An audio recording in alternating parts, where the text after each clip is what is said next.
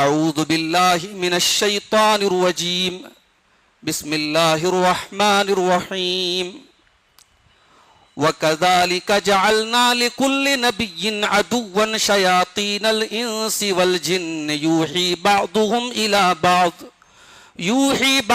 إِلَى بَعْضٍ زُخْرُفَ الْقَوْلِ غُرُورًا.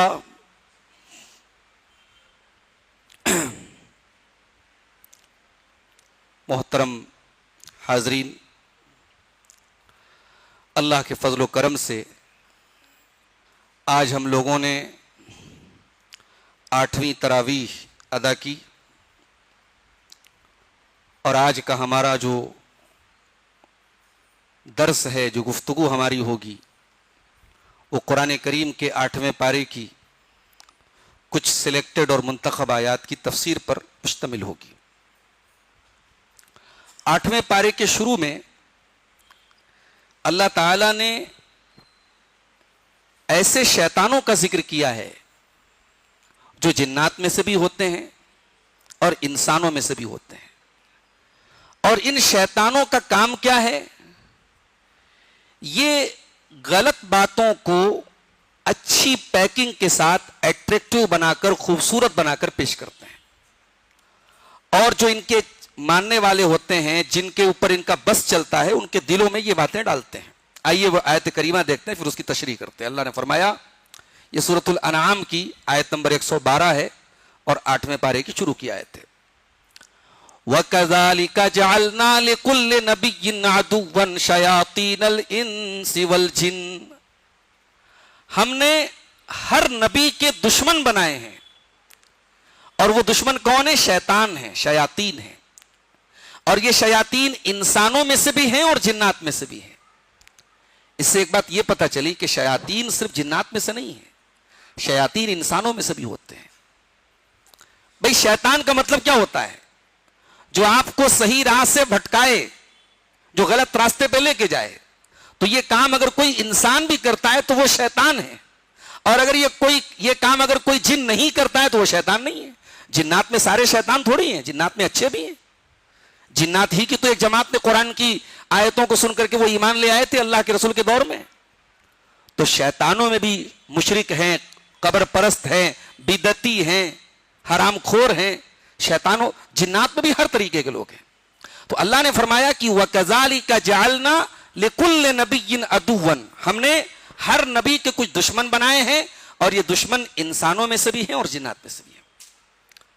اچھا، یہاں ایک قابل غور بات یہ ہے کہ انسانوں میں سے جو شیاطین ہیں وہ زیادہ خطرناک ہیں. مالک بن دینار کہتے ہیں کہ شیاطین انس زیادہ خطرناک ہے شیاطین جن سے، اس لیے کہ جب میں اعوذ باللہ من الشیطان الرجیم پڑھتا ہوں تو شیاطین الجن بھاگ جاتے ہیں، مگر شیاطین الانس تو میرے ساتھ رہتے ہیں. وہ میرے اعوذ باللہ پڑھنے کے بعد بھی میرے ساتھ رہتے ہیں، اور وہ میرے ساتھ رہ کر کے فَيَجُرُّنِي إِلَى الْمَعَاصِي عَيَانًا، اور میری آنکھوں کے سامنے مجھے گناہوں میں ڈال دیتے ہیں. تو انسان کو شیاطین جن کے ساتھ ساتھ شیاطین انس سے بھی ہوشیار رہنا چاہیے. اچھا، ان کا کام کیا ہے؟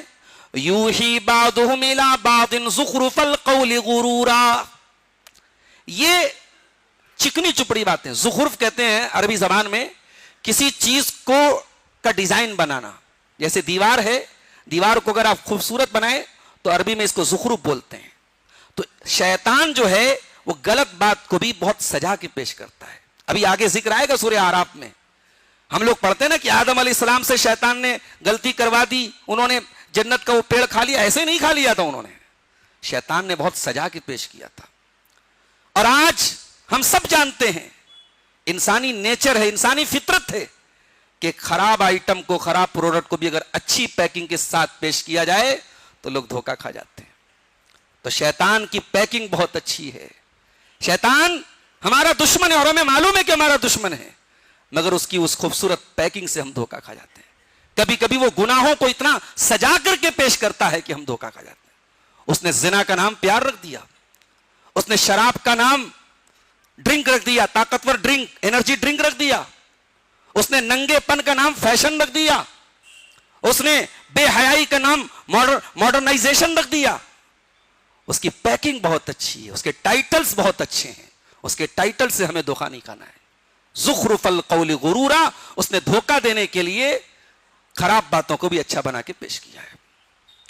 نبی کے دور میں یہودی رہتے تھے مدینہ میں. یہودیوں نے مسلمانوں پر ایک اعتراض کیا کہ بھئی آپ مردار کیوں نہیں کھاتے؟ اللہ تعالیٰ نے جس کو مار دیا اس کو نہیں کھاتے, اور آپ جس کو مارتے اس کو کھا لیتے ہیں. یہ کون سی لاجک ہوئی بھائی؟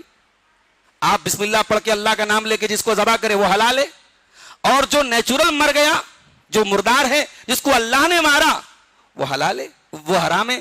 یہ تو عجیب بات ہے. یہ اس طریقے کی لاجک پیش کر کے یہودی مسلمانوں پر اعتراض کرتے تھے. تو اللہ تعالیٰ نے اسی کا ذکر کیا ہے کہ تمہاری لاجک سے دین نہیں چلے گا. تم یہ جو لاجک پیش کرو یہ شیاطین کی چال ہے, یہ شیطان تمہارے دماغ میں یہ بات ڈال رہا ہے. اس کے بعد اللہ تعالیٰ نے قرآن کریم کی 3 خوبیاں بیان کی ہیں. دنیا کی کسی اور کتاب میں یہ 3 خوبیاں نہیں ہیں. کیا ہے 3 خوبیاں؟ وَتَمَّتْ كَلِمَةُ رَبِّكَ صِدْقًا وَعَدْلًا لَا مُبَدِّلَ لِكَلِمَاتِهِ وَهُوَ السَّمِيعُ الْعَلِيمُ. اللہ کا کلام بالکل سچا ہے, اور اللہ کا کلام بالکل عدل کے اوپر مبنی ہے. بھئی قرآن میں 2 ہی چیزیں ہیں, یا تو قرآن خبر دے رہا ہے یا قرآن حکم دے رہا ہے. اور قرآن جتنی خبر دے رہا ہے 100% ٹروتھ ہے, سچی ہے. قرآن کی ایک خبر بھی جھوٹی نہیں ہے. دنیا کی ہر کتاب میں, دنیا کے ہر کلام میں سچی بھی باتیں ہیں, جھوٹی باتیں بھی ہیں, مگر قرآن میں کوئی بات جھوٹ نہیں ہے. اس کی پہلی خوبی یہ ہے, اس کی تمام خبریں سچی ہیں. اور قرآن جتنی باتوں کا حکم دے رہا ہے وہ عدل کے اوپر مبنی ہے. عدل کا مطلب کیا ہوتا ہے؟ عدل کا مطلب یہ ہوتا ہے کہ جس کا جو حق ہے وہ دے دیا جائے. اسلام مساوات کی تعلیم نہیں دیتا. اسلام یہ نہیں کہتا مرد اور عورت برابر ہیں. یہ دنیا کا سب سے بڑا جھوٹ ہے, مرد اور عورت برابر ہیں. مرد اور عورت برابر ہیں؟ برابر نہیں ہے. بھئی آپ اپنی بیوی کے ساتھ اسٹیشن جا رہے ہیں, آپ کے ساتھ لگیج ہے, سارا بھاری بھاری لگیج آپ نے اٹھایا ہوا ہے, اور آپ کی محترمہ جو ہے وہ 1-2 پرس انہوں نے لیا, 1-2 تھیلے لے لیا. اب اسی کا الٹا آپ کر دیجئے, ہلکا والا پرس آپ لے لیجئے اور بڑے بڑے لگیج اپنی بیگم کو دے دیجئے, تو فوراً دنیا کی انگلی اٹھے گی, صاحب تو بڑا ظالم آدمی ہے بھائی, بیوی پر ظلم کر رہا ہے. کمزور عورت کو جو ہے دیکھو کتنے بھاری بھاری لگیج لے کے جا رہا ہے. بھائی وہی کام آپ کر رہے تھے تو کسی نے اعتراض نہیں کیا, لوگ تعریف کر رہے تھے آپ کی. اسی کا اپوزٹ کر دیا تو زمانہ اعتراض کرے گا, کیونکہ زمانہ یہ مانتا ہے کہ دونوں اکول تو نہیں ہیں, دونوں برابر تو نہیں ہیں. اسلام دونوں کو برابر نہیں کرتا ہے. اسلام نے اگر کسی معاملے میں عورت کو الگ حکم دیا ہے, مرد کو الگ دیا ہے, تو اس لیے دیا ہے کہ عورت کے لیے وہی مناسب ہے اور مرد کے لیے وہی مناسب ہے. اسلام عدل کے اوپر مبنی ہے.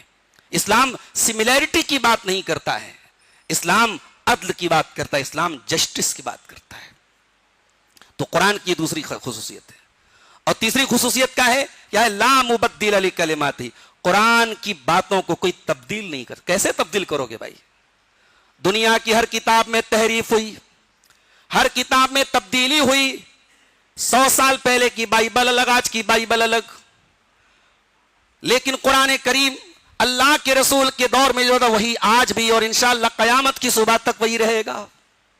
اس لیے کہ اس قرآن کی حفاظت کی ذمہ داری اللہ تعالیٰ نے خود لے لی. اِنَّا نَحْنُ نَزَّلْنَا الذِّكْرَ وَإِنَّا لَهُ لَحَافِظُونَ. اس قرآن کی حفاظت ہم کریں گے. اور اللہ نے اس قرآن کی حفاظت کیسے لی ہے؟ چھوٹے چھوٹے بچے قرآن کے حافظ ہیں. دنیا کی کوئی اور کتاب کی مثال لا کے دکھا دیجئے. ہندوستان کا ایک بچہ, آپ کے کرناٹک کا ایک بچہ, آپ کے ممبئی کا ایک بچہ جس کی زبان عربی نہیں ہے, جو عربی زبان سے نابلد ہے, عربی زبان سے ناواقف ہے, چند سالوں میں, چند مہینوں میں یہ 30 پاروں کا قرآن, یہ 114 سورتوں والا قرآن, یہ اتنی ضخیم کتاب, یہ پوری الحمدللہ رب العالمین سے لے کر من الجنۃ والناس تک پوری رٹ لیتا ہے اور تراویح کی نماز میں کھڑا ہو کے سنا دیتا ہے. یہ اللہ کے کلام کا اعجاز نہیں تو اور کیا ہے میرے ساتھیوں؟ یہ حفاظت کا انتظام اللہ تعالیٰ نے اپنی اس کتاب کا کیا ہے, اور یہ انتظام اس کو کوئی چیلنج نہیں کر سکتا. دنیا کے سارے قرآن کے نسخے جلا بھی دیے جائیں گے تب بھی حافظوں کے سینے میں یہ قرآن محفوظ رہے گا. لا مبدل لکلماتہ. اس قرآن کو کوئی تبدیل نہیں کر سکتا ہے. اس کے بعد اللہ نے فرمایا کہ گناہ 2 طریقے کے ہوتے ہیں. ایک وہ گناہ ہوتے ہیں جو نظر آتے ہیں, اور ایک وہ گناہ ہوتے ہیں جو نظر نہیں آتے ہیں. ہمیں دونوں سے بچنا ہے. وَذَرُوا ظَاهِرَ الْإِثْمِ وَبَاطِنَهُ، اے میرے بندو ظاہری گناہوں سے بھی بچو، باطنی گناہوں سے بھی بچو، جو اوپنلی کیے جاتے ہیں ان گناہوں سے بھی بچو، اور جو سیکریٹلی کیے جاتے ہیں، جو پرائیویٹلی کیے جاتے ہیں ان سے بھی بچو۔ گناہ اگر آپ تنہائی میں کرتے ہیں، اکیلے میں کرتے تو یہ زیادہ خطرناک ہے، اس لیے کہ جب لوگوں کے سامنے انسان کوئی گناہ کرتا ہے تو ڈرتا ہے، لیکن اکیلے میں نہیں ڈرتا انسان کہ کوئی دیکھنے والا نہیں ہے۔ کتنے تنہائی میں کیے جانے والے گناہ ہیں جو ہماری نیکیوں کو برباد کر دیتے ہیں۔ میرے پیارے ساتھیوں، اللہ کے پیارے نبی کے ایک حدیث سنانا چاہتا ہوں، اور خاص طور سے اپنے نوجوانوں کو سنانا چاہتا ہوں۔ رمضان کے اس مبارک مہینے میں بھی ہو سکتا ہے شاید بڑے بڑے شیاطین تو قید ہیں، مگر ہمارے ساتھ جو شیطان لگائے وہ تو ہمیں رمضان میں بھی بہکا سکتا ہے نا۔ ہمارا جو نفس ہے، نفس امارہ، جو برائی پر ہمیں ابھارتا ہے، وہ تو ہم سے رمضان میں بھی غلط کام کروا سکتا ہے نا۔ اگر رمضان کے اس مبارک مہینے میں ہماری تنہائی گناہوں سے آلودہ ہو رہی ہے تو ذرا نبی کی یہ حدیث سنی گئی، ابن ماجہ کی صحیح روایت ہے۔ اللہ کے پیارے نبی فرماتے ہیں، میں اپنی امت کے ایسے لوگوں کو جانتا ہوں جو قیامت کے دن پہاڑوں کے برابر نیکیاں لے کر کے آئیں گے، اللہ تبارک و تعالیٰ ان کی نیکیوں کو ہوا میں اڑا دے گا، ان کی نیکیوں کو ڈسٹرائے کر دے گا، برباد کر دے گا۔ صحابہ نے پوچھا، اللہ کے نبی وہ کون بد نصیب لوگ ہوں گے؟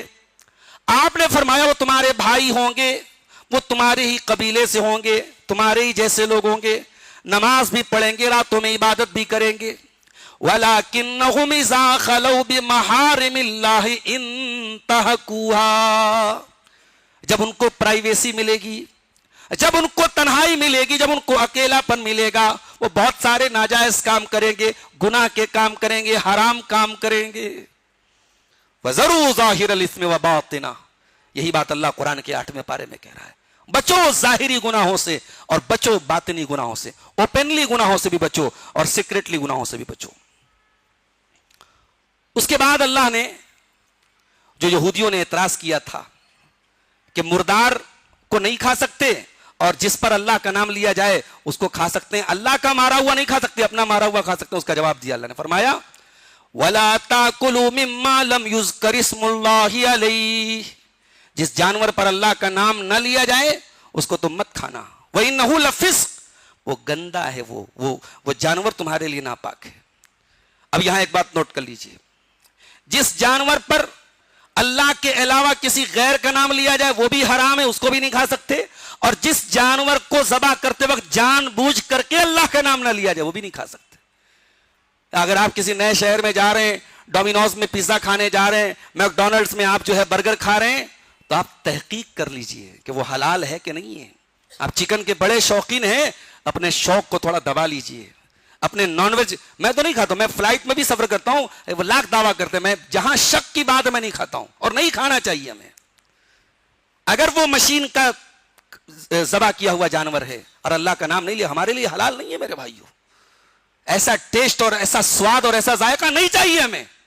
ارے 2-4 دن ہم نان ویج نہیں کھائیں گے، مر تھوڑی جائیں گے ہم۔ لیکن آپ کبھی بھی خبردار، میں نیپال گیا، وہاں دیکھا ہوٹلوں میں ہر جگہ شراب، اور وہاں نان ویج ملتا ہے، ساتھ میں وہاں خنزیر کا گوشت بھی ملتا ہے۔ اب وہاں بالکل قطعاً میری طبیعت نے گوارا ہی نہیں کیا کہ میں وہاں نان ویج کھاؤں۔ میں نے کہا نہیں صاحب، ہمیں یہاں سبزی کھانا۔ حالانکہ 1-2 ہوٹل مجھے ایسے بھی ملے جو مسلمانوں کے ہوٹل تھے، لیکن افسوس کی بات ہے مسلمانوں کے ہوٹل میں تو چلو اس بات کی ضمانت تھی کہ جو نان ویج مل رہا ہے وہ حلال ہے، مگر ان دکانوں پر بھی شراب تھی۔ مسلمان بھی اپنے ہوٹل پہ شراب بیچ رہا، تو شراب وہاں بہت عام ہے نیپال میں۔ تو آپ غور کیجئے، اللہ نے فرمایا جس جانور پر اللہ کا نام نہ لیا جائے اس کو مت کھاؤ۔ اور اگر کوئی مسلمان دکاندار ہے، مان لیجئے وہ چکن بیچ رہا ہے، اور وہ جو بھی چکن کاٹ رہا ہے اللہ کا نام لے رہا ہے، اب 2-4 اس میں چکن ایسے وہ بھول گیا، وہ تو اس کو کھا سکتے ہیں کہ نہیں کھا سکتے؟ کھا سکتے ہیں۔ مسلمان اگر بھول جائے اللہ کا نام لینا تو اس جانور کو ہم کھا سکتے ہیں، اللہ تعالیٰ نے اس امت سے خطا اور نسیان کو معاف کر دیا ہے۔ لیکن جس جانور پر جان بوجھ کر کے اللہ کا نام نہ لیا جائے اس کو نہیں کھا سکتے۔ اس کے بعد اللہ نے فرمایا کہ ہدایت جو ہے جس کو اللہ تعالیٰ دینا چاہتا ہے اس کے سینے کو اللہ تعالیٰ کھول دیتا ہے۔ کبھی آپ غور کیجئے گا، کبھی کبھی اللہ ایسے لوگوں کو ہدایت دے دیتا ہے ہم توقع نہیں رکھتے، ہمیں امید نہیں رہتی کہ یہ ہدایت پا جائے گا، اللہ ہدایت دے دیتا ہے. اور جن کے بارے میں ہمیں امید رہتی ہے کہ یہ ہدایت پا جائیں گے، وہ ہدایت. نبی کے دور میں بھی ایسا ہی ہوا. جس چچا نے نبی کو پالا، نبی کا سپورٹ کیا، نبی کا ڈیفنس کیا، نبی کی مدد کی، وہ آخر وقت تک وہ چچا ابو طالب کلمہ نہیں پڑھ پائے وہ کلمہ. یہاں تک کہ اللہ کے نبی نے بہت چاہا میرے چچا ابو طالب کلمہ پڑھ لیں. آخری وقت میں آپ نے چچا سے بار بار گزارش کی، چچا کلمہ پڑھ لیجیے. لیکن ابو جہل وہیں پر بیٹھا تھا، عبداللہ بن امیہ بیٹھا تو ان دونوں نے بار بار بھڑکایا، اے ابو طالب خبردار، باپ دادا کا طریقہ نہیں چھوڑنا، اپنے باپ عبد المطلب کا طریقہ نہیں چھوڑنا. باپ دادا کے نام کی جو دھمکی ہے نا، ہر زمانے میں یہ دھمکی بہت کارگر رہی ہے. سچائی کی قبولیت کی راہ میں بہت بڑی رکاوٹ رہی ہے. لوگ سچائی کو پہچان کر بھی صرف اس لیے قبول نہیں کرتے کہ نہیں صاحب ہم باپ دادا کا طریقہ نہیں چھوڑ سکتے. ابو طالب نے کلمہ نہیں پڑھا، اور عمر ابن خطاب بہت کٹر دشمن تھے اسلام کے، نبی کا قتل کرنے کے لیے نکلے تھے، مگر اللہ نے ان کے سینے کو ہدایت کے لیے کھول دیا، انہوں نے اسلام قبول کر لیا. تو وہی بات اللہ کہہ رہا ہے، وَمَن يُرِدِ اللَّهُ أَن يَهْدِيَهُ يَشْرَحْ صَدْرَهُ لِلْإِسْلَامِ. جس کو اللہ تعالیٰ ہدایت دینا چاہتا ہے اس کے سینے کو اللہ تعالیٰ اسلام کے لیے کھول دیتا ہے. وَمَن يُرِدْ أَن يُضِلَّهُ يَجْعَلْ صَدْرَهُ ضَيِّقًا حَرَجًا. اور جس کو اللہ تعالیٰ گمراہ کرنا چاہتا ہے اس کے سینے کو تنگ کر دیتا ہے، اس کا سینہ تنگ ہو جاتا ہے. كَأَنَّمَا يَصَّعَّدُ فِي السَّمَاءِ. اس کی مثال ایسی ہوتی ہے جیسے کسی کا دم گھٹ رہا ہو اور وہ اونچائی پر چڑھنے کی کوشش کر رہا ہو. اگر آپ کے سینے میں گھٹن ہو اور آپ اونچائی پہ چڑھنے کی کوشش کریں گے تو آکسیجن کا لیول جیسے جیسے کم ہوتا چلے جائے گا آپ کی پریشانی بڑھتی چلی جائے گی. تو جس کے سینے کو اللہ تعالیٰ ہدایت سے محروم کرنا چاہتا ہے اس کی سچویشن یہی ہو جاتی ہے، اس کا سینہ اللہ تعالیٰ تنگ کر دیتا ہے، اور اس کی مثال ویسی ہو جاتی ہے جیسے کوئی زبردستی اوپر چڑھنے کی کوشش کر رہا ہو اور آکسیجن کا لیول کم ہو رہا ہو اور وہ اور زیادہ اس کا سینہ گھٹ رہا ہو اور زیادہ تنگ ہو رہا ہو. اس لیے ہمیشہ ہدایت کی دعا مانگنی چاہیے اللہ سے، اور اگر آپ ہدایت پر ہیں تو استقامت کی دعا مانگنی چاہیے کہ اللہ استقامت عطا کر. اس کے بعد اللہ تعالیٰ نے عرب کی جہالت کا ایک نقشہ کھینچا. وہ لوگ کیا کرتے تھے کہ کچھ کھیتوں کو، کچھ چوپایوں کو اپنے بتوں کے لیے خاص کر دیتے تھے، اور اپنی کھیتی کا کچھ حصہ اللہ کے لیے خاص کر دیتے تھے کہ یہ ہم اللہ کی راہ میں دیں گے، مہمانوں کو کھلائیں گے، غریبوں کو کھلائیں گے، اور یہ ہمارے دیوی دیوتاؤں کے لیے. تو جب دیوی دیوتاؤں والا کم پڑتا تھا تو اللہ کے لیے جو حصہ فکس کرتے تھے اس میں سے لے لیتے تھے، اور اللہ کے لیے جو حصہ خاص کرتے تھے اگر اس میں کمی آتی تھی تو اپنے معبودوں والا نہیں لیتے. کہتے اللہ تعالیٰ تو غنی، اللہ کو کیا ضرورت ہے. یہ ان کی بے وقوفی تھی، یہ ان کی بدعقیدگی تھی. آج بھی بہت سارے لوگ ہیں، ان سے پوچھو زکوٰۃ نکالتے ہو؟ نہیں نکالتے ہیں، لیکن 11ویں کی دیگ ہر سال ان کے یہاں بنتی ہے. زکوٰۃ کا ٹھکانہ نہیں ہے، جو ان کے مال میں حق ہے اللہ کا وہ نہیں دے رہے ہیں، لیکن شرکیہ چیزوں پر اور شرکیہ تہواروں پر اور شرکیہ رسم و رواج پر ان کی دولت کے دہانے کھل جاتے ہیں، ان کے خزانے کھل جاتے ہیں.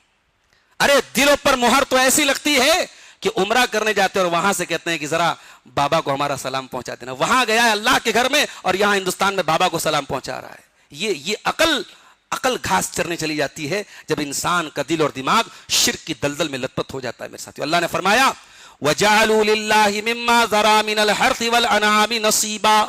ان لوگوں نے کھیتیوں کا اور چوپایوں کا کچھ حصہ خاص کر لیا. فَقَالُوا هَذَا لِلَّهِ بِزَعْمِهِمْ، اور کہتے ہیں کہ یہ اللہ تعالیٰ کے لیے، وَهَذَا لِشُرَكَائِنَا، اور یہ ہمارے معبودوں کے لیے. فَمَا كَانَ لِشُرَكَائِهِمْ فَلَا يَصِلُ إِلَى اللَّهِ، جو ہمارے معبودوں کے لیے وہ اللہ تعالیٰ کو نہیں پہنچتا. وَمَا كَانَ لِلَّهِ فَهُوَ يَصِلُ إِلَى شُرَكَائِهِمْ، اور جو اللہ تعالیٰ کا حصہ ہے وہ ہمارے معبودوں کو پہنچتا ہے. سَاءَ مَا يَحْكُمُونَ، کتنا برا یہ فیصلہ کرتے ہیں. اور اسی طریقے سے اس عرب میں کچھ قبیلے ایسے بھی تھے جو بچیوں کو قتل کر دیتے تھے. 3 وجہ سے وہ بچیوں کو قتل کرتے تھے. ایک وجہ کیا تھی جو آگے اللہ تعالیٰ اسی صورت میں بیان کرے گا، من املاق. کھائے گی کیسے؟ ہماری اولاد کھائے گی کیا؟ ہماری اولاد کیا کھائے گی؟ ہم کیسے کھلائیں گے؟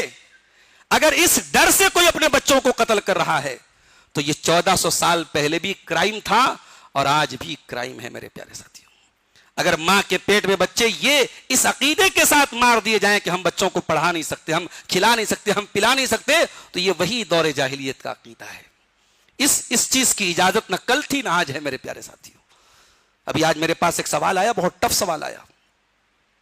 ایک صاحب نے سوال کیا کہ 22 مہینے کی پریگننسی ہے, 5-6 مہینے کی پریگننسی ہے, اور ڈاکٹروں کا یہ کہنا ہے کہ بچہ جو ہے وہ ایب نارمل ہے, بچے کے ہاتھ اور پیر سلامت نہیں ہے, ڈیولپ نہیں ہو رہے ہیں, اور سر بہت بڑا بچے کا ہے. بچہ اگر پیدا بھی ہوگا تو ہو سکتا ہے کہ 1 مہینہ کے بعد 10 دن کے بعد بچہ مر جائے, بچہ نارمل نہیں ہوگا. ڈاکٹروں کا کہنا ہے کہ ایبارشن کرواؤ. اب سوال میرے پاس آیا کہ مولانا کیا کیا جائے, کیا ایبارشن کروا سکتے ہیں؟ میں نے اس سلسلے میں جب علماء کے فتاوے دیکھے, علماء نے صاف لکھا ہے کہ نہیں, اگر 1 دن کی بھی زندگی کا چانس ہے اور 4 مہینے کے اوپر کا بچہ ہے ماں کے پیٹ میں, آپ ایبارشن نہیں کروا سکتے, آپ کو اجازت نہیں ہے, وہ قتل ہو جائے گا, اس بچے کی زندگی لینے کا آپ کو حق نہیں ہے. اگر واقعی میں وہ بچہ زندہ پیدا ہونے کے بعد مر جاتا ہے تو وہ ماں باپ کی مغفرت کا ایک ذریعہ بن جائے گا, اور اگر کچھ دنوں تک ماں باپ کے لیے آزمائش کا ذریعہ بنے گا تو اس آزمائش پر ماں باپ صبر کریں گے, وہ صبر ان کو جنت میں لے کے جائے گا. لیکن اگر اس بچے کی زندگی کے امکانات ہیں اور آپ اس بچے کو ماں کے پیٹ میں مار دیتے ہیں تو یہ بہت بڑا پاپ ہوگا, اور اس کے لیے آپ کو اللہ تعالیٰ کے یہاں قتل کا گناہ آپ کے سر پہ جائے گا. تو مشرکین کے یہاں قتل اولاد کا بھی ایک شیطان نے ان کے دماغوں میں یہ بٹھایا تھا, اپنی بچیوں کو قتل کر دو. کبھی اس لیے قتل کر دیتے تھے کہ ہم کھلائیں گے کیسے, کبھی اس لیے قتل کر دیتے تھے کہ یہ بچی ہمارے لیے آر بنے گی, کلنک بنے گی, اور کبھی اس لیے بھی بچیوں کو قتل کر دیتے تھے کہ ہمارے معبودوں کے نام پہ ہم ان کی, آج بھی ہندوستان کے بہت سارے علاقوں میں بلی چڑھا دیتے ہیں, بھیٹ چڑھا دیتے ہیں. اسلام اس طریقے کی گندگیوں سے پاک ہے میرے پیارے ساتھیوں. اسلام اولاد کے پیدا ہونے پر خوشی منانے کی تعلیم دیتا ہے, چاہے بچہ ہو چاہے بچی ہو. آج مسلمانوں کے گھروں میں بھی بعض گھروں میں بچیاں پیدا ہوتی ہیں تو ساس کا منہ لٹک جاتا ہے, بہو کو تانے بھی مار دیے جاتے ہیں کہ صاحب یہ تو جو ہے صرف بچی لے کے آئی ہے. یہ جہالت ہے میرے پیارے ساتھیوں. بچیاں اگر آپ کے گھر میں پیدا ہوں تو آپ کے چہرے پر مسکراہٹ آنی چاہیے. یہ بچیاں تو آپ کی مغفرت کی نوید لے کے آئی ہیں, آپ کی جنت کی خوشخبری لے کے آئی ہیں. ان بچیوں کی صحیح پرورش کیجیے, یہ بچیاں انشاءاللہ آپ کی جنت میں جانے کا ذریعہ بنیں گی. اللہ نے فرمایا وَكَذَلِكَ زَيَّنَ لِكَثِيرٍ مِّنَ الْمُشْرِكِينَ قَتْلَ أَوْلَادِهِمْ شُرَكَاؤُهُمْ, ان مشرکوں کے شرکا نے ان کے لیے ان کی اولاد کے قتل کو بھی مزین کر دیا تھا. لِيُرْدُوهُمْ وَلِيُلْبِسُوا عَلَيْهِمْ دِينَهُمْ, ان کو ہلاک کرنے کے لیے اور ان کے دین کو بگاڑنے کے لیے ان مشرکین نے اس طریقے کے ٹریڈیشن اور اس طریقے کے رواج بنائے تھے, اپنے بچوں کو قتل کر دیتے تھے. اس کے بعد اللہ تعالیٰ نے کھیتی کی زکات نکالنے کا حکم دیا. فرمایا وَهُوَ الَّذِي أَنشَأَ جَنَّاتٍ مَّعْرُوشَاتٍ, اللہ تعالیٰ نے ایسے بھی باغات بنائے جن کی بیل اونچائی پہ ٹٹیوں پہ چڑھائی جاتی ہے. وَغَيْرَ مَعْرُوشَاتٍ, اور ایسے بھی اللہ تعالیٰ نے پودے بنائے, پیڑ بنائے جن کی بیلیں زمین پر ہوتی ہیں. وَالنَّخْلَ, اور اللہ نے کھجور کے درخت بنائے. وَالزَّرْعَ, اور کھیتیاں بنائی. مُخْتَلِفًا أُكُلُهُ, جن کا کی لذت الگ الگ ہے. وَالزَّيْتُونَ وَالرُّمَّانَ, اور اللہ نے زیتون بنایا, انار بنایا. مُتَشَابِهًا وَغَيْرَ مُتَشَابِهٍ, یہ ملتے جلتے بھی ہیں اور ملتے جلتے نہیں بھی ہیں. ایک ہی پھل ہے, انڈیا ہی میں الگ اسٹیٹ کا الگ الگ ٹیسٹ ہے. امرود ہے, اب وہ صاحب یو پی کا امرود الگ ٹیسٹ دے رہا ہے اور بنگال کا الگ دے رہا ہے. آم ہے, آپ کے ساؤتھ انڈیا کا آم الگ ہے اور ہمارے یو پی کا بنارس کا لنگڑا آم الگ ہے. ایک ہی فروٹ ہے, آپ دیکھ لیجئے الگ الگ علاقوں کا ٹیسٹ الگ ہے. اللہ نے فرمایا متشابہن وغیرہ متشابہ, ملتے جلتے بھی ہیں اور ملتے جلتے نہیں بھی ہیں. کلوا من ثمرہ اذا اثمر, یہ تمام کھیتیوں سے جو چیزیں پیدا ہوتی ہیں جب ان کی پیداوار ہو جائے تو اس میں سے کھاؤ. وآتوا حقہ یوم حصادی, اور جس دن کھیتی کٹے اسی دن اس کا حق ادا کر دو. عام چیزوں میں تو زکوٰۃ کے لیے کنڈیشن ہے کہ 1 سال پورا ہونا ضروری ہے, مگر نہیں, کھیتی جس دن کٹتی ہے اسی دن زکوٰۃ اس کی فرض ہو جاتی ہے. اور اگر وہ کھیتی آسمانی بارش سے سیراب ہو رہی ہے, سینچائی جو آسمانی بارش سے ہو رہی ہے, تو اس پر ہمیں 10واں حصہ دینا ہے. یعنی اگر 10 من کھیتی ہو رہی ہے تو 1 من اس میں ہمیں اللہ کی راہ میں دینا ہے. اور اگر وہ یعنی ہم ٹیوب ویل کے ذریعے کر رہے ہیں, خود سے پانی ڈال کے کر رہے ہیں, تو پھر اس میں جو زکوٰۃ ہے وہ 5% ہے. یعنی اگر 20 من ہماری پیداوار ہو رہی ہے تو ہم کو 1 من اللہ کی راہ میں دینا ہے. یہ زکوٰۃ اس کی ہے. اور آگے اللہ نے فرمایا وَلَا تُسْرِفُوا إِنَّهُ لَا يُحِبُّ الْمُسْرِفِينَ, اور اے میرے بندو حد سے تجاوز مت کرو, اللہ تعالیٰ حد سے تجاوز کرنے والوں کو پسند نہیں. اسراف مت کرو, کوئی بھی چیز ہے، کھانے میں، پینے میں، اوڑھنے میں، پہننے میں، اعتدال سے کام لو، حد سے تجاوز مت کرو، فضول خرچی نہ کرو۔ اگر صرف اس ایک آیت کو آج مسلمان اس پر عمل کرنا شروع کر دے تو یہ ہمارے جو ڈاکٹروں کے یہاں دوڑ رہے ہیں نا، میں حیدرآباد گیا، چار مینار کے پاس ہمارے ایک دوست لے کے گئے، رات میں ٹہلنے کے لیے ہم لوگ گئے، تو جب چار مینار سے آگے جب میں بڑھا تو دیکھا لائن سے ڈینٹسٹ لوگوں کی دکانیں، لائن سے دانت کے ڈاکٹر ہیں۔ تو میں نے ایک صاحب سے پوچھا اتنے سارے دانت کے ڈاکٹر کیوں ہیں؟ تو بولے کیا مولانا، کھاتے زیادہ تو دانت کے پاس، ڈاکٹر کے پاس جاتے زیادہ۔ تو اتنا کھا رہا ہے مسلمان کہ وہاں دانت کے ڈاکٹروں کی لائن لگی ہے۔ اللہ کے واسطے ہم اپنے پیٹ پر رحم کریں۔ اور رمضان کے مہینے میں تو بعض لوگ، اگر میں سمجھتا ہوں کہ روزہ رکھ کر کے وزن کم ہو جانا چاہیے، مگر وہ الٹا ہوتا ہے۔ اگر وہ پہلے روزے کے دن اپنا وزن کریں اور عید والے دن اپنا وزن کریں تو انشاءاللہ 2-4 کلو بڑھ جائے گا ان کا۔ وہ اس لیے کہ رمضان میں ہم اور احتیاط نہیں کرتے ہیں، بالکل کھا کے جو ہے پڑے رہتے ہیں۔ تو اللہ تعالیٰ نے اسراف سے منع کیا، وَلَا تُسْرِفُوا إِنَّهُ لَا يُحِبُّ الْمُسْرِفِينَ، میرے بندو تم فضول خرچی مت کرو، اللہ تعالیٰ فضول خرچی کرنے والوں کو پسند نہیں کرتا ہے۔ اس کے بعد اللہ تعالیٰ نے مشرکین کے ایک استدلال کا جواب دیا ہے۔ مشرکین کیا کہتے تھے؟ اگر ہماری تقدیر میں شرک کرنا لکھا ہے تو ہم تو کریں گے۔ اپنے گناہوں پر تقدیر سے استدلال کرنا یہ کافروں کا طریقہ ہے۔ مومن کبھی اپنے گناہوں پر تقدیر سے استدلال نہیں کرتا۔ اگر آپ یہ کہتے ہیں کہ میری تقدیر میں یہ غلط کام لکھا ہے تو کیا آپ کو پتا تھا کہ آپ کی تقدیر میں لکھا ہے؟ بھئی ہم کو یہ تو پتا ہے کہ ہماری تقدیر لکھی ہوئی ہے، لیکن ہماری تقدیر میں کیا لکھا ہے یہ ہم کو نہیں پتا، یہ اللہ کو پتا ہے۔ لہٰذا آپ کبھی بھی اپنے گناہوں پر تقدیر کو دلیل نہیں بنا سکتے۔ گناہوں پر تقدیر کو نہیں دلیل بنائیں گے، مصیبتوں میں تقدیر کو دلیل بنائیں گے۔ جب ہمارے اوپر کوئی مصیبت آئے گی، کوئی ٹریجڈی آئے گی، کوئی حادثہ ہوگا، تب ہم یہ کہیں گے یہ ہمارے مقدر میں لکھا تھا، لیکن گناہوں پہ ہم کبھی بھی تقدیر کو دلیل نہیں بنائیں گے۔ اللہ نے فرمایا سَيَقُولُ الَّذِينَ أَشْرَكُوا لَوْ شَاءَ اللَّهُ مَا أَشْرَكْنَا، یہ مشرک لوگ کہتے ہیں اللہ اگر چاہتا تو ہم شرک نہ کرتے، وَلَا آبَاؤُنَا، ہمارے باپ دادا بھی نہ کرتے، وَلَا حَرَّمْنَا مِن شَيْءٍ، اور نہ ہم کسی چیز کو حرام کرتے، كَذَلِكَ كَذَّبَ الَّذِينَ مِن قَبْلِهِمْ حَتَّى ذَاقُوا بَأْسَنَا، ایسا ہی کام تم سے پہلے کے لوگوں نے بھی کیا، یہاں تک کہ انہوں نے ہمارے عذاب کا مزہ چکھا۔ قُلْ هَلْ عِندَكُم مِّنْ عِلْمٍ فَتُخْرِجُوهُ لَنَا، اے نبی ان سے پوچھو کہ کیا تم کو پتا ہے کہ تمہاری تقدیر میں کیا ہونے والا ہے؟ اگر پتا ہے تو نکال کے دکھاؤ۔ ان تتبعون الا الظن وان انتم الا تخرصون، تم تو بس گمان کی پیروی کرتے ہو، تم تو اندازہ لگاتے ہو۔ حضرت عمر کے دور میں ایک چور پکڑا گیا، جب پکڑا گیا اور عدالت میں لایا گیا تو چور نے کہا کہ قاضی صاحب آپ مجھے سزا نہیں دے سکتے۔ کہا کیوں نہیں دے سکتے؟ کہا کہ میری تقدیر میں لکھا تھا، میری تقدیر میں لکھا تھا۔ کہ آپ مانتے کہ نہیں میری تقدیر میں لکھا تھا؟ کہا ہم تو مانتے آپ کی تقدیر میں لکھا تھا۔ کہا جب میری تقدیر میں لکھا تھا تو ہم پھر چوری سے کیسے بچ سکتے ہیں؟ لہٰذا آپ کو مجھے سزا دینے کا کوئی ادھیکار نہیں ہے۔ حضرت عمر نے کہا اس کا ہاتھ کاٹا جائے، اور جب ہاتھ کاٹ دیا گیا حضرت عمر نے کہا یہ بھی تیری تقدیر میں لکھا تھا، تو چوری کرے گا اور تیرا ہاتھ کاٹا جائے گا۔ تو تقدیر کا مطلب یہ نہیں کہ ہم مجبور ہیں، تقدیر لکھی گئی ہے لیکن اللہ نے ہمیں مجبور نہیں بنایا ہے۔ اللہ نے ہمیں سوچنے سمجھنے کا موقع دیا ہے، ہمیں اختیار دیا ہے۔ ہم راستہ چلتے ہیں، ہم غلط کام بھی کر سکتے ہیں، صحیح کام بھی کر سکتے ہیں۔ اللہ تعالیٰ نے تقدیر لکھی ہے مگر ہمیں مجبور نہیں بنایا ہے۔ اس کے بعد وہ آیتیں آتی ہیں سورہ انعام کی، آیت نمبر 151، 152 اور 153۔ ان 3 آیتوں میں اللہ تعالیٰ نے 10 احکام دیے ہیں، اور یہ 10 احکام کیا ہیں؟ یہ اللہ تعالیٰ کی 10 وصیتیں ہیں، اور یہ وہ 10 وصیتیں جو دنیا کی تمام شریعتوں میں ان 10 وصیتوں کو رکھا گیا ہے۔ ہر دنیا کی ہر مذہب اور ہر شریعت میں ان 10 باتوں سے روکا گیا ہے۔ کون سی 10 باتیں؟ آئیے دیکھتے ہیں۔ قُلْ تَعَالَوْا أَتْلُ مَا حَرَّمَ رَبُّكُمْ عَلَيْكُمْ، اے نبی آپ کہہ دیجئے آؤ، اللہ نے آپ کی بیوی کے حصے کا رزق بھی آپ کے مقدر میں لکھا۔ آپ کے گھر میں بچے آئے، اللہ نے آپ کے بچوں کا رزق بھی آپ کے مقدر میں لکھا ہے۔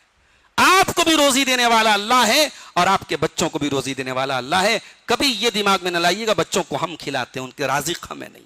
اللہ نے فرمایا کہ غربت کی وجہ سے اپنے بچوں کو قتل مت کرو، تم کو بھی روزی ہم دیتے ہیں، ان کو بھی روزی ہم دیتے ہیں۔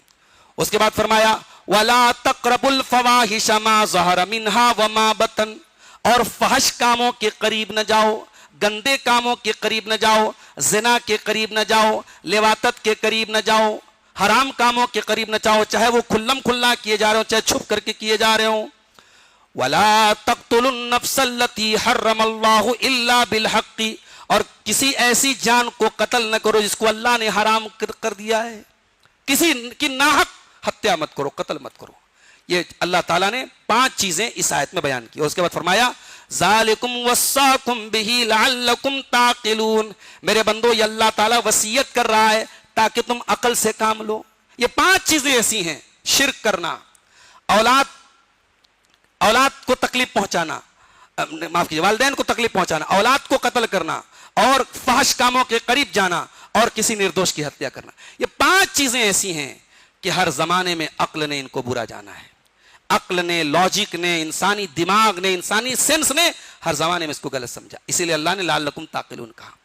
اس کے بعد اگلی آیت میں اللہ نے فرمایا وَلَا تَقْرَبُوا مَالَ الْيَتِيمِ إِلَّا بِالَّتِي هِيَ أَحْسَنُ، اور یتیم کے مال کے قریب مت جاؤ. ہاں جو بہتر طریقہ ہے، اگر یتیم کا مال آپ کو ملا ہے، یتیم کی پرورش آپ کو ملی، یتیم کا مال آپ کو ملا ہے، تو ایسی کوئی کوشش کرو کہ یتیم کا مال اور بڑھ جائے. اچھی جگہ انویسٹ کر دو، اچھی جگہ لگا دو. اس مال میں سے اپنے اوپر مت خرچ کرو. حتیٰ یبلغ اشدہ، یہاں تک کہ جب وہ یتیم جوان ہو جائے اس کا مال اس کو دے دو.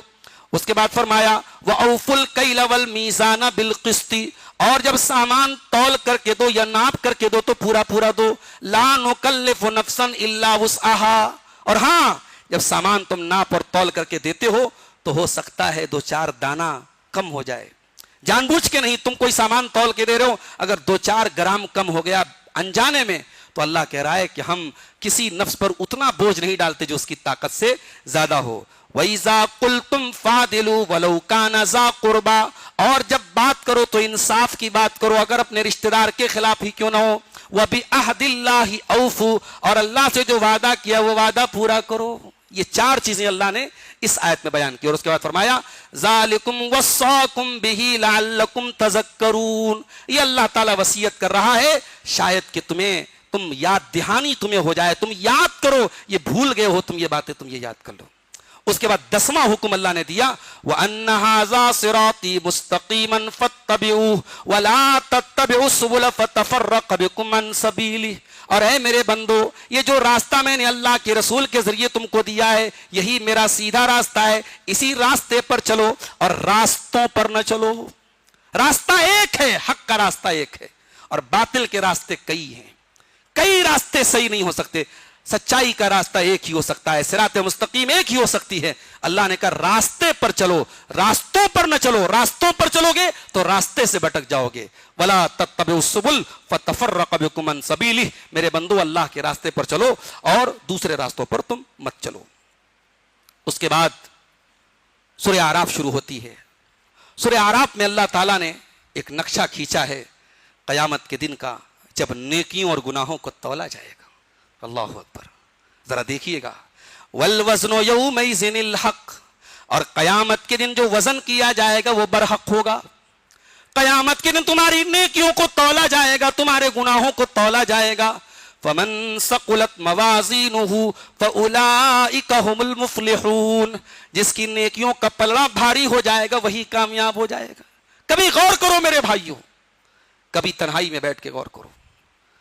قیامت کا دن ہوگا، ایک ترازو کے ایک پلڑے پر ہماری نیکیاں ہوں گی اور ایک پلڑے پر ہمارے گناہ ہوں گے. ہم خود طے کر لیں، ہم خود سوچ لیں، اللہ کیا تو نا انصافی نہیں ہوگی. ہم خود اپنے آپ کو ایویلویٹ کر لیں، اپنے آپ کا حساب کر لیں کہ ترازو کے جس پلڑے پر گناہ ہیں ہمارا وہ پلڑا زیادہ بھاری ہوگا یا جس پلڑے پر نیکیاں ہیں وہ پلڑا بھاری ہوگا. اور یہ بات بھی یاد رکھو، اللہ نے کہا تولا جائے گا تو تولا جائے گا. آپ کی عقل میں آئے چاہے نہ. لوگوں نے اعتراض بھی کیا ہے کہ صاحب یہ کیسے ہو سکتا ہے، عمل کیسے تولا جائے گا. آج میں بول رہا ہوں، تقریر ریکارڈ ہو رہی ہے، یہ تقریر ایک فائل کی شکل میں کمپیوٹر میں آ جاتی ہے. میری آواز، میری تصویر، میرا ویڈیو اگر یہ انسانی دماغ کے ذریعے یہ کے بی اور ایم بی اور جی بی میں کنورٹ ہو کر کے اگر میموری کارڈ پہ آ سکتا ہے، موبائل کی میموری میں آ سکتا ہے، لیپ ٹاپ کی میموری میں آ سکتا ہے، تو جس اللہ نے ہمیں یہ دماغ دیا ہے کیا وہ ہمارے اعمال کو ترازو پہ تول نہیں سکتا ہے؟ تولے گا میرے ساتھی. اور اللہ جب تولے گا تو اللہ کا ترازو بہت ڈینجرس ہوگا میرے ساتھیوں.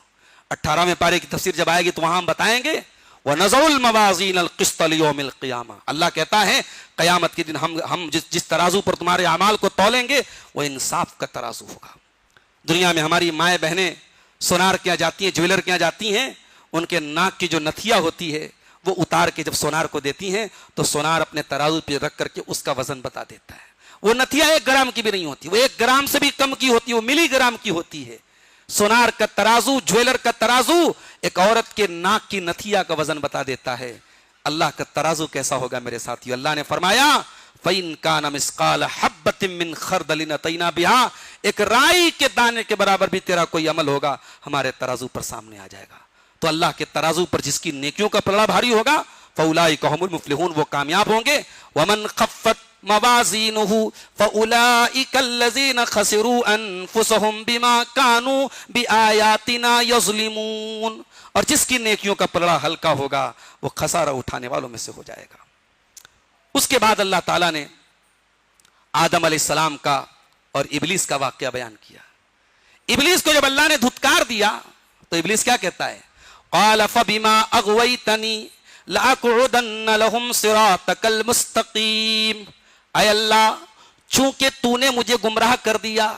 شیطان بھی بہت واہیات ہے، شیطان بھی اپنی گمراہی کو کس کی طرف منسوب کر رہا ہے؟ اللہ کی طرف کر رہا ہے۔ یعنی شیطان یہ بتانا چاہ رہا ہے کہ اللہ میں مجبور تھا، میری تقدیر میں تو نے لکھا تھا، میں مجبور تھا۔ قال فبما اغویتنی، اے اللہ چونکہ تو نے مجھے گمراہ کر دیا ہے میں تیرے بندوں کے لیے صراط مستقیم پر بیٹھ جاؤں گا۔ ثم لآتینہم من بین ایدیہم ومن خلفہم، میں آگے سے تیرے بندوں کو گمراہ کروں گا، پیچھے سے گمراہ کروں گا، وعن ایمانہم دائیں طرف سے گمراہ کروں گا، وعن شمائلہم بائیں طرف سے گمراہ کروں گا، ولا تجد اکثرہم شاکرین، اور اللہ تیرے زیادہ تر بندے تیرے ناشکرے ہوں گے۔ یہ شیطان نے اللہ تعالیٰ سے وعدہ کیا، اور اس کے بعد شیطان اپنے مشن پہ نکل گیا، اور سب سے پہلے اس نے ہمارے باپ آدم کو اور ہماری ماں حوا کو اس نے بہکایا۔ اب یہاں پر ایک سوال پیدا ہوتا ہے کہ شیطان تو جنت سے نکال دیا گیا، تو جنت میں پہنچا کیسے؟ بھئی سمپل سی بات ہے، جب اللہ تعالیٰ نے شیطان کو یہ رائٹ دیا ہے کہ تو اللہ کے بندوں کو بہکا سکتا ہے، تو آدم بھی اللہ کے بندے تھے، حوا بھی اللہ کی بندی تھی، تو انہیں بھی بہکانے کی اتھارٹی شیطان کو مل گئی، تو جنت میں پہنچ کر کے بہکا رہا تھا۔ اب جا کے شیطان ہمارے باپ آدم سے کہتا ہے، معلوم ہے وہ جو جنت میں جو پیڑ، جس پیڑ کے قریب جانے سے اللہ نے منع کیا ہے، کیوں نہیں منع کیا ہے، کیوں نہیں کھا سکتے؟ کہا اس کو آپ کھائیں گے تو آپ فرشتے بن جائیں گے اور آپ امر ہو جائیں گے، ہمیشہ رہیں گے جنت میں۔ وَقَاسَمَهُمَا إِنِّي لَكُمَا لَمِنَ النَّاصِحِينَ، اور شیطان نے قسم کھا کے کہا، میں اللہ کی قسم کھا کے کہتا ہوں میں تمہارا بہت اچھا دوست ہوں، تمہاری بھلائی چاہتا ہوں، تمہارا برا نہیں چاہتا ہوں۔ فَدَلَّاهُمَا بِغُرُورٍ، شیطان نے جب قسم کھا کے بات کی، آدم دھوکہ کھا گئے، حوا دھوکہ کھا گئی۔ اللہ کے نیک بندے اللہ کے نام پہ بہت آسانی سے دھوکہ کھا جاتے ہیں۔ ہمارے باپ آدم اور ہماری ماں حوا اللہ کے نام پہ دھوکہ کھا گئے، ان کو دھوکے میں اتار لیا شیطان نے۔ فَلَمَّا ذَاقَ الشَّجَرَ، جب دونوں نے اس پیڑ کو کھا لیا، بَدَتْ لَهُمَا سَوْآتُهُمَا، تو دونوں کی شرمگاہیں کھل گئیں۔ اب تک جنت میں بہترین کپڑا پہنے ہوئے تھے، جیسے ہی وہ پیڑ کھایا ہے، وہ پھل کھایا ہے، دونوں کی شرمگاہیں کھل گئیں، اور جیسے ہی شرمگاہیں کھل گئیں وَاتَّفِقَا يَقْصِفَانِ عَلَيْهِمَا مِن وَرَقِ الْجَنَّةِ، دونوں جنت کے پتوں سے اپنی شرمگاہوں کو ڈھانپنے لگے، چھپانے لگے۔ اللہ نے فرمایا وَنَادَاهُمَا رَبُّهُمَا أَلَمْ أَنْهَكُمَا عَنْ تِلْكُمَا الشَّجَرَةِ وَأَقُلْ لَكُمَا إِنَّ الشَّيْطَانَ لَكُمَا عَدُوٌّ مُّبِينٌ، اللہ نے کہا اے آدم اے حوا، کیا ہم نے منع نہیں کیا تو اس پیڑ کے قریب مت جانا، اور ہم نے بتایا نہیں تھا شیطان سے ہوشیار رہنا؟ قَالَا رَبَّنَا ظَلَمْنَا أَنفُسَنَا وَإِن لَّمْ تَغْفِرْ لَنَا وَتَرْحَمْنَا لَنَكُونَنَّ مِنَ الْخَاسِرِينَ۔ اب جب آدم کو اپنی غلطی کا احساس ہوا، حوا کو اپنی غلطی کا احساس ہوا، تو ان دونوں نے اللہ کی بارگاہ میں توبہ کی۔ یہ دنیا کی پہلی توبہ تھی، اور یہ توبہ بھی سکھائی ہے اللہ تعالی نے۔ فَتَلَقَّىٰ آدَمُ مِن رَبِّهِ كَلِمَاتٍ، یہ کلمات بھی اللہ ہی نے سکھائے تھے آدم کو، اور کیا کلمات تھے، کیا دعا تھی۔ جب بھی دعا کے لیے ہاتھ اٹھایا کرو، آدم کی یہ دعا ضرور پڑھا کرو میرے بھائیو، یہ بڑی پیاری دعا ہے، یہ ہمارے باپ کی دعا ہے، یہ ہماری ماں کی دعا ہے، کتنی بہترین ہے یہ دعا۔ اس دعا میں اپنی غلطی کا اقرار بھی ہے، اور اللہ کی بزرگی کا اقرار بھی ہے. ربنا ظلمنا انفسنا، اے پروردگار ہم نے اپنی جانوں پر ظلم کیا ہے. وَإِن لَّمْ تَغْفِرْ لَنَا وَتَرْحَمْنَا، اور اے اللہ اگر تو نے نہیں بخشا اور تو نے رحم نہیں کیا، لَنَكُونَنَّ مِنَ الْخَاسِرِينَ، اے اللہ ہم کہاں جائیں گے، ہم تو خسارہ اٹھانے والوں میں سے ہو جائیں گے. غلطی آدم سے بھی ہوئی اور گناہ ابلیس نے بھی کیا. ابلیس نے گناہ کر کے ڈھٹائی سے کام لیا. آدم سے غلطی ہوئی، آدم نے توبہ سے کام لیا. آدم شرمندہ ہوئے، آدم نادم ہوئے، اور ابلیس نے ڈھٹائی سے کام لیا، اپنے گناہ پر ڈٹا رہا. یہ دو طریقے ہیں اور قیامت تک یہی دو طریقے رہیں گے. ہم کوئی فرشتے نہیں ہیں، ہم سے گناہ بھی ہوں گے، ہم سے غلطیاں بھی ہوں گی. اب ہمارے سامنے یہ دو راستے ہیں، ایک ابلیس کا راستہ ہے گناہ کر کے ڈھٹائی کرو، گناہ کر کے جمے رہو، اور ایک آدم کا راستہ ہے گناہ ہو جائے، غلطی ہو جائے، اللہ سے سچی توبہ کر لو، اللہ سے معافی مانگ لو. اب جب اللہ نے یہ واقعہ بیان کیا آدم اور حوا کا، تو اللہ نے لباس کی اہمیت بیان کی. آدم کا سب سے پہلے آدم کے بدن سے لباس اترا تھا، تو اللہ نے لباس کی اہمیت بیان کی. فرمایا یا بنی آدم قد انزلنا علیکم لباسا یواری سوآتکم وریشا، اے آدم کی اولاد ہم نے بہت بڑی نعمت تم کو دے دی، تم پر لباس اتارا ہے. یہ لباس تمہاری شرمگاہ کو چھپاتا ہے، یہ لباس تم کو زینت بخشتا ہے. یہ کپڑے، آج کپڑے پہن کر تو ہی مرد جو ہے خوبصورت نظر آتا ہے، عورتیں جو ہے اتراتی ہیں. عورتوں کے سارے فیشن کی جڑ کیا ہے؟ کپڑا ہے. تو لباس آپ کو زینت دیتا ہے اور لباس آپ کی شرمگاہ کو چھپاتا ہے. اور جب دنیا کا لباس ہم اپناتے ہیں تو اللہ نے فرمایا وَلِبَاسُ التَّقْوَى ذَلِكَ خَيْرٌ، قیامت کے دن بھی ہمیں لباس کی ضرورت پڑے گی. قیامت کے دن بھی ہم نیکیوں سے خالی ہوں گے. ہمارے بدن پر قیامت کے دن تقوی کا لباس ہونا چاہیے.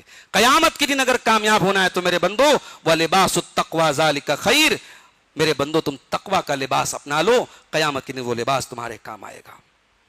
اس کے بعد اللہ تعالیٰ نے جہنم کا ایک نقشہ کھینچا. جہنمی جب جہنم میں جائیں گے تو جہنم میں ان کا اوڑھنا کیا ہوگا. دنیا میں ہم لوگ بستر پہ سوتے ہیں، سردی کا موسم آتا ہے تو کمبل اوڑھ لیتے ہیں، گرمی کا موسم آتا ہے تو ہم چادر اوڑھ لیتے ہیں. جہنمیوں کو بھی کیا کوئی چادر ملے گی؟ کوئی بچھونا ہوگا ان کا؟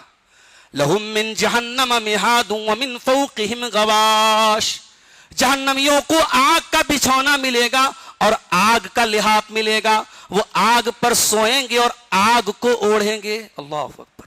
ان کا لباس بھی آگ اور ان کی چادر بھی آگ کی ہوگی. کیا منظر ہوگا جہنم کا. اللہ تعالی ہم سب کی حفاظت فرمائے. اس کے بعد اللہ نے ایک نقشہ کھینچا کہ جہنمی جنتیوں کو پکاریں گے. وَنَادَى اصحاب النار اصحاب الجنہ، جہنمی جنتیوں کو پکاریں گے ان افیدوا علینا من الماء او مما رزقکم اللہ.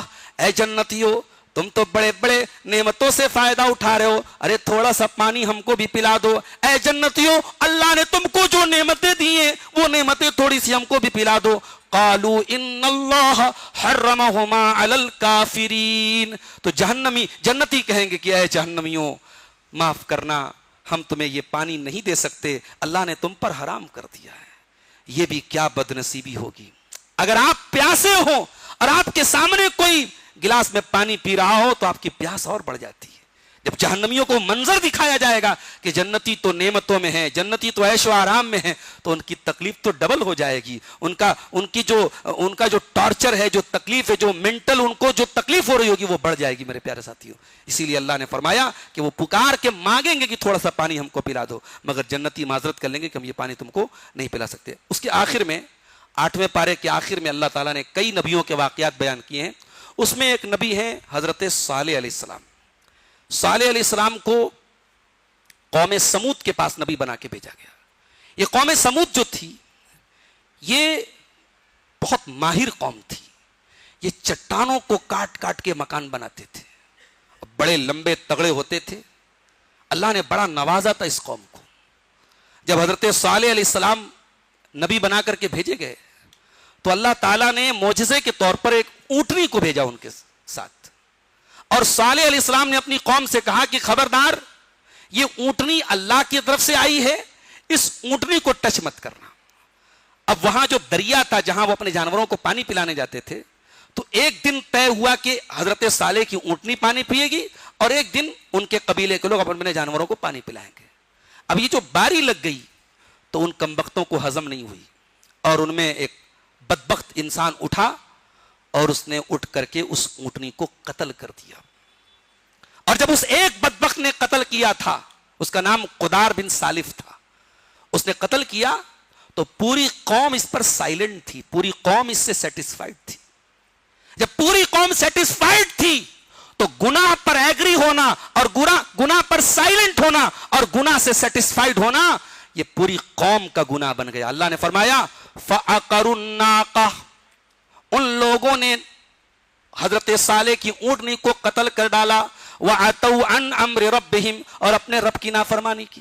حالانکہ قتل تو ایک آدمی نے کیا تھا مگر اللہ نے پوری قوم کا اجتماعی گناہ اس کو قرار دیا. کیوں؟ کیونکہ پوری قوم اس پر راضی تھی. وَقَالُوا يَا صَالِحُ ائْتِنَا بِمَا تَعِدُنَا إِن كُنتَ مِنَ الْمُرْسَلِينَ. اور اتنی ڈھیٹ قوم تھی, جب اونٹنی قتل ہو گئی کہتے اے صالح اب لاؤ اپنا عذاب, جو تم عذاب کی بات کر رہے تھے لاؤ اپنا عذاب. تو حضرت صالح نے 3 دن کی مہلت دی, کہا 3 دن کے اندر اللہ کا عذاب آئے گا. فَأَخَذَتْهُمُ الرَّجْفَةُ فَأَصْبَحُوا فِي دَارِهِمْ جَاثِمِينَ. 2 طریقے کا عذاب آیا, ایک تو زلزلہ آیا اور ایک آسمان سے زوردار آواز آئی. یہ 2 طریقے کا عذاب آیا قوم سمود کے اوپر, اور الٹے برتنوں کی طرح اپنے منہ کے بل پڑے تھے, مرے پڑے تھے. پوری قوم, ایک آدمی نہیں بچا دنیا میں, قوم سمود کا ایک آدمی نہیں بچا, پوری قوم تباہ ہو گئی.